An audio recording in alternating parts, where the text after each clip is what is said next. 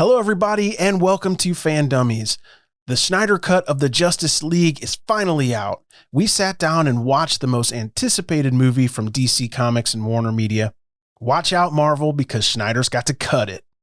I'm Greg. And I'm Erin. We talk about superheroes and science fiction every week. Hit that subscribe button, hit that bell so you don't miss anything.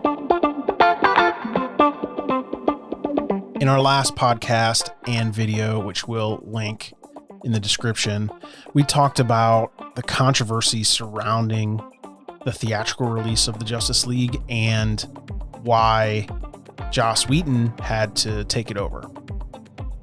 We also reviewed the theatrical release, so if you haven't seen that in a while, I would absolutely watch that before you watch the Snyder Cut, because it's hard to appreciate the Snyder Cut until you've rewatched the theatrical release, I think. Like I said, we'll put all the links in the show notes below or in the description, and you can check that out. Let's talk about our overall impressions of the movie. I mean, this sucker was 4 hours long, I think 4 hours and like a minute, 4 hours on the dot. Did you like it? I really loved Zack Snyder's Justice League. I really like the vision of his DC superheroes that he brings to life, like the look and how he thinks those superheroes should act. I think he does a really good job with that. I really liked how Flash and Cyborg finally got backstories. I mean, they're two really cool characters that I really like, already. And the fact that he gave them backstories, I really like that. Yeah. And with the Flash, I mean, he was a little much in the theatrical release. He was almost too funny, and he didn't really play a big role. But in Snyder's Cut, they played down the silliness of him, and they gave him a bigger role, which I was pretty happy with. Yeah, he was helping make decisions, and he's the one that actually said, "Let's bring back Superman." Yeah. Yeah. It's a big deal. And the best part about the Snyder Cut, I think, is that they cut out the cheesy one-liners, the quips. I don't know what it was about this movie, the theatrical release, but the quips did not land. It's totally different in like a Marvel film where they land. It's just the tone of the movie or something. But they cut all those out. This was a pretty serious movie, and I think it was good. Yeah, it made the characters more real, I think, because the movie was dark. And when you have characters like Aquaman or Batman saying funny stuff, it just doesn't fit. No. I really enjoyed it as well. I think it was maybe just a tiny bit too long. To me, it started to feel a little indulgent, but honestly, the more the better for superhero content for me. Yeah. At the very end, the epilogue, I thought was too much, because when it was over, when spoiler warning, Steppenwolf gets defeated, I thought, man, this movie, it landed right. It felt good, but then there was more. Yeah.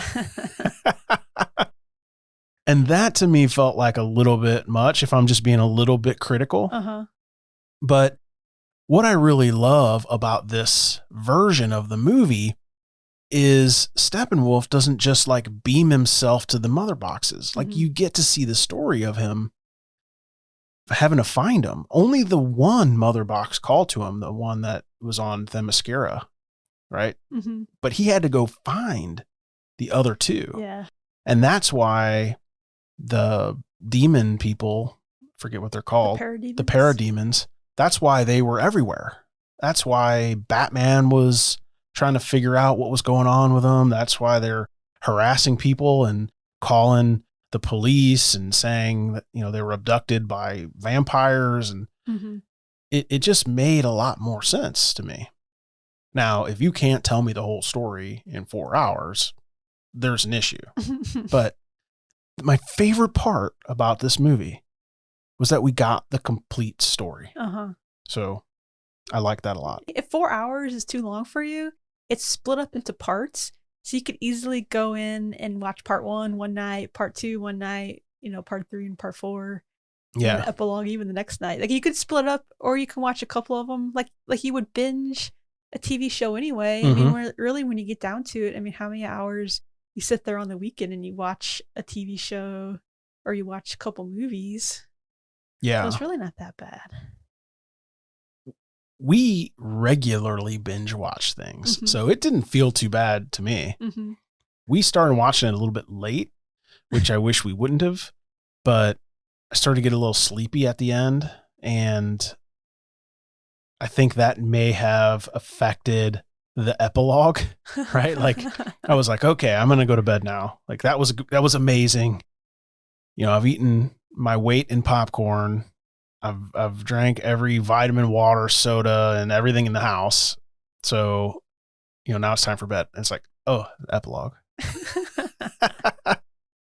So, Erin, is there one thing in the Snyder Cut that you really liked? Just like one thing that because they added it, like gets the thumbs up. I really liked how they added Martian Manhunter. That was really cool. Yeah. Martian Manhunter, I think, is a really cool DC Comics character. I mean, we've seen him in comics. We've seen him in other shows, especially the CW's Supergirl. Yeah, he has a major role there. And I don't know, if we did get another movie, or if he got his own movie, if it would be the same Martian Manhunter as in the CW show. But I think his character is cool. Because basically he's a shapeshifter. Yeah. I think that concept is neat. And I would hope that if we did get a Justice League 2, that they would add him to the Justice League team. I mean, he's supposed to be on the Justice League, right? Yeah.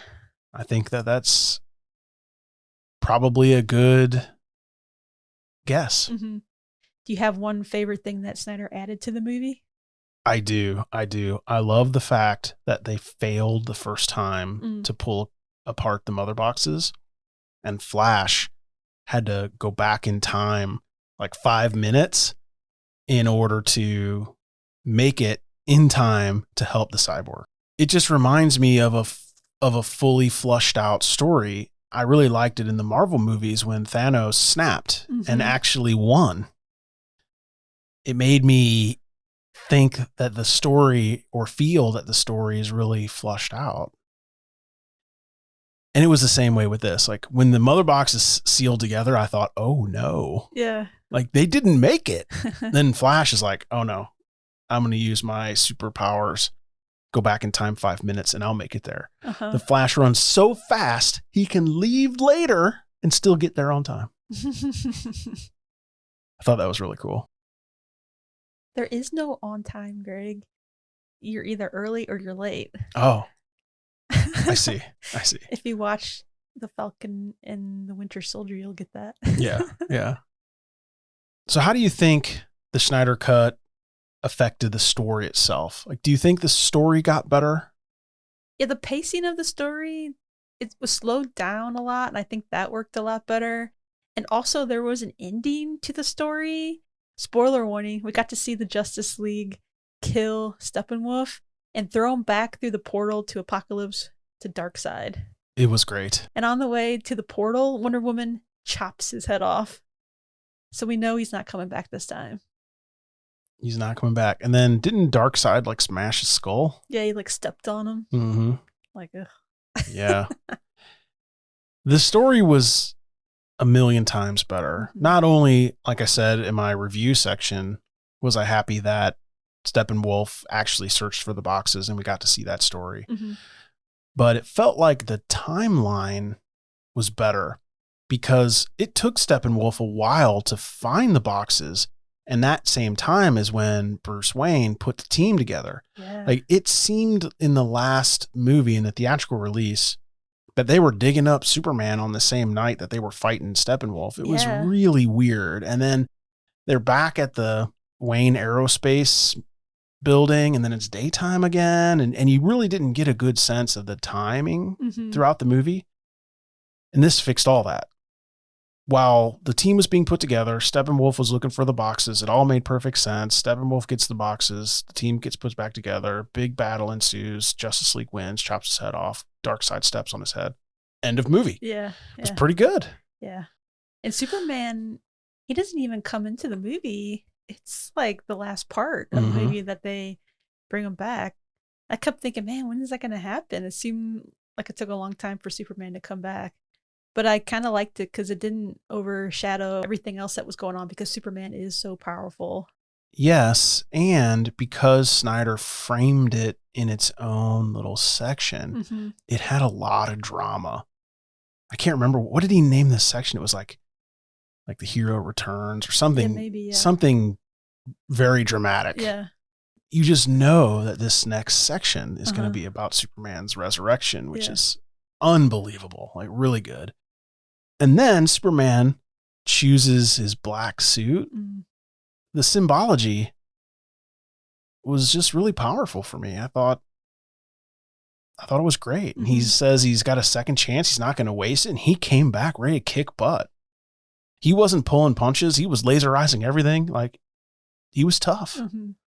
You mentioned you liked when Wonder Woman beheaded Steppenwolf and kind of pushed him through the portal.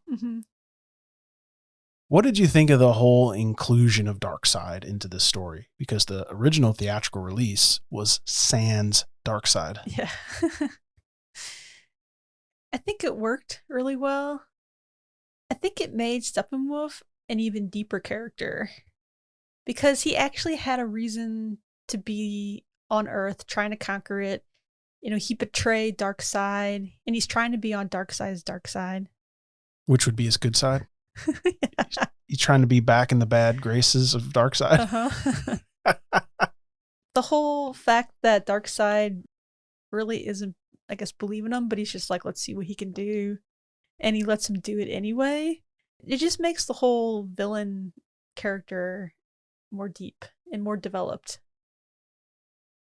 I agree. Steppenwolf had no motivation in the theatrical release. It was like he beamed down the earth, looked around and went, no Kryptonian, no lanterns.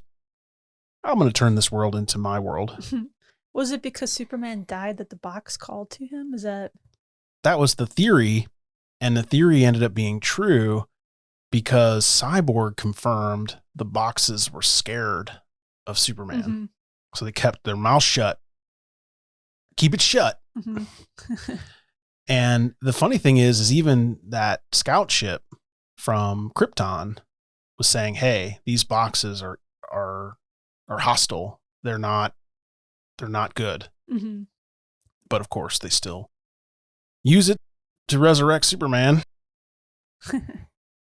What did you think of the introduction to Darkseid to the story?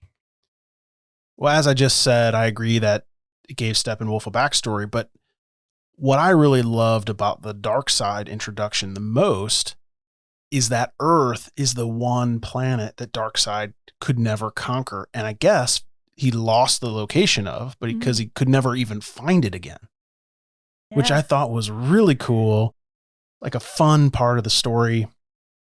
I also think it's interesting that the anti-life equation, whatever that is, like it's on Earth somewhere, like it's in the ground or whatever.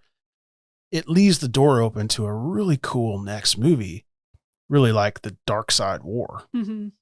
Yeah. So is that what the Justice League 2 would be about?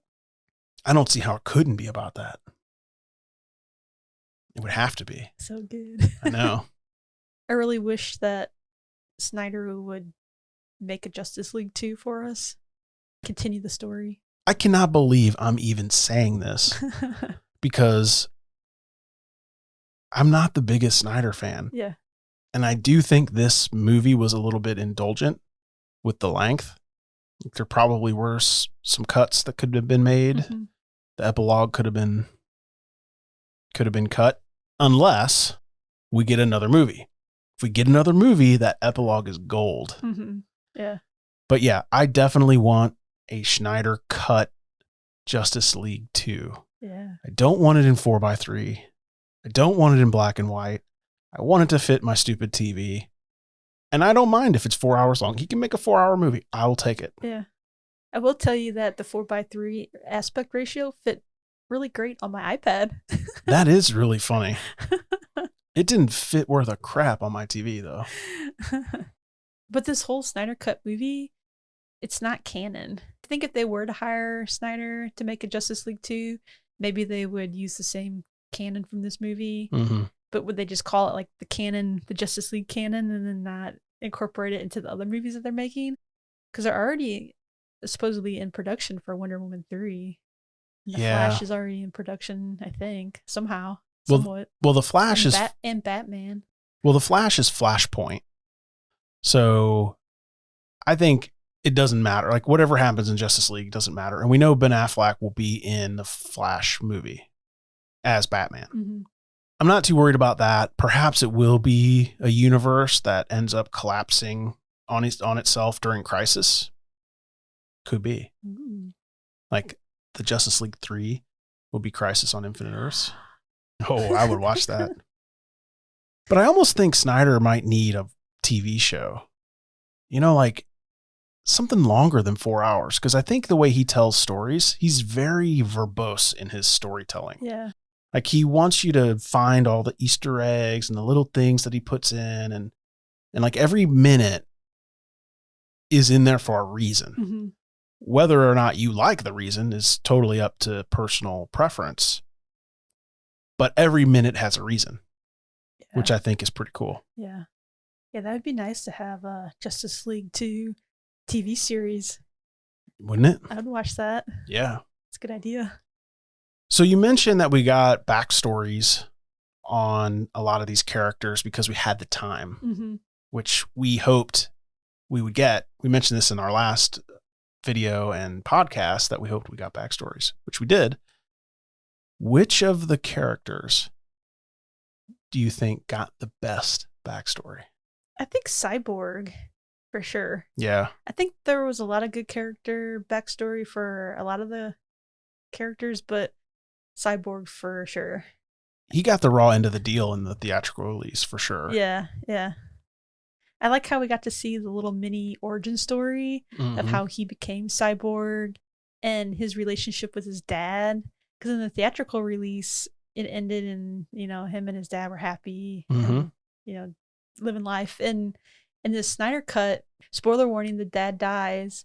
And Cyborg and his dad, they didn't have the best of relationship, like, forever. And when the dad turned Victor into Cyborg, Cyborg blamed him for who he was and everything. So it was a bad relationship. Mm-hmm.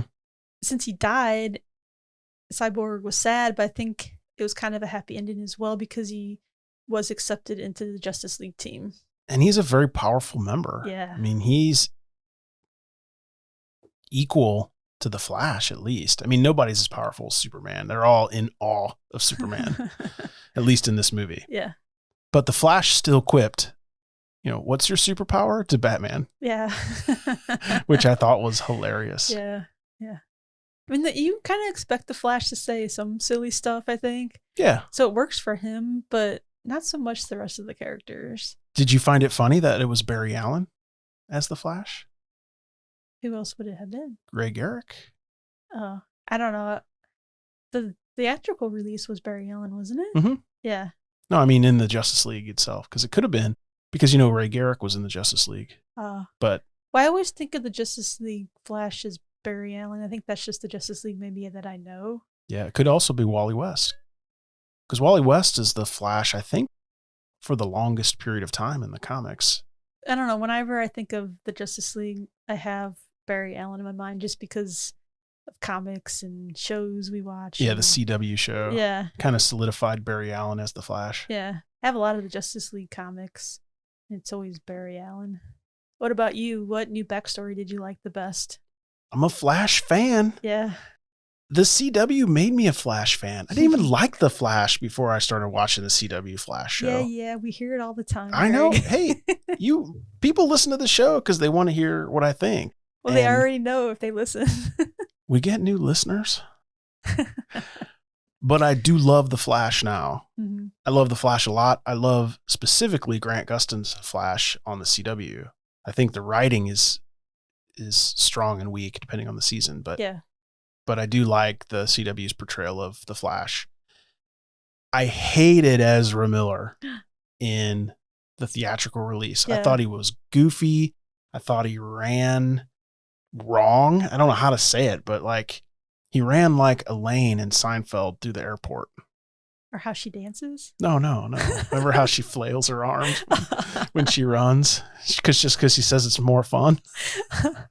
That's not like Phoebe on Friends, where instead of running, she skips. Could be like that. Was it Friends? Maybe it was Friends that was in. Maybe it was Phoebe in Friends. I can't remember. I don't know. I think you're thinking of Friends. Yeah, maybe. But whenever you have the slow motion of Ezra running, it was super awkward. It did not look elegant at all. It was not a gazelle. It was something bad. Most of that got fixed with the new CGI, which is good. But as far as backstory, I absolutely loved the Flash's backstory in the Snyder Cut. I love how he's in the little dog store and, Iris is checking him out like, hey there. You like dogs too? I like dogs. And because she was checking out Barry Allen, she gets in an accident of which Barry Allen gets to save her from. I don't know. I just thought the whole Flash backstory was really good. Yeah. Do you like how the Flash was late for his interview at the dog place? Yeah. Yeah. Which is absolutely idiotic. But there's those little, that's what I'm saying. Every minute of the Snyder Cut is there for a reason. Mm-hmm. Like it's on purpose. Here's the big question. What did you think of Batfleck? Ben Affleck's Batman. Oh, I don't know. I think we should do a Road to Pattinson episode. On our podcast, we've gone back and rewatched all the Batman movies, and we compared the Batmans to each other. So Ben Affleck is the last Batman to review, and so we'll have to do an episode about that. But I thought he did a really great job. I don't know. I like Ben Affleck from the Batman vs Superman movie. I think his Batman is different than all the other Batmans we've seen. So I think I'm going to hold off my total review about that until we do our podcast episode. And I go back and rewatch Batman vs Superman, then maybe I'll take my words back. But yeah, we have to go back and watch Batman vs Superman. So I'm going to reserve judgment for our Road to Pattinson episode, which the reason we call it that is because Robert Pattinson's the next Batman. So for those of you who haven't been listening to the podcast this whole time, I will say I loved Batman in the Snyder Cut. I thought Bruce Wayne in particular was epic. I mean, epic. So I love the other Batmans too. So you'll just have to wait to see which one I like the best. Yeah. It's going to be a fun one. I like watching the Batman movies and comparing the Batmans. The Batmans. The Batmans. I don't know. I look it up every time and I can't remember. Of course, we'd love to know what you think of the Snyder Cut. Was it better or worse than the original theatrical release? Or was it just longer? Was it the same but longer?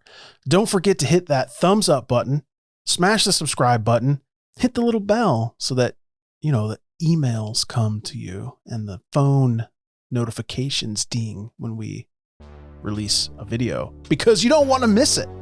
Thank you so much. Bye. Bye.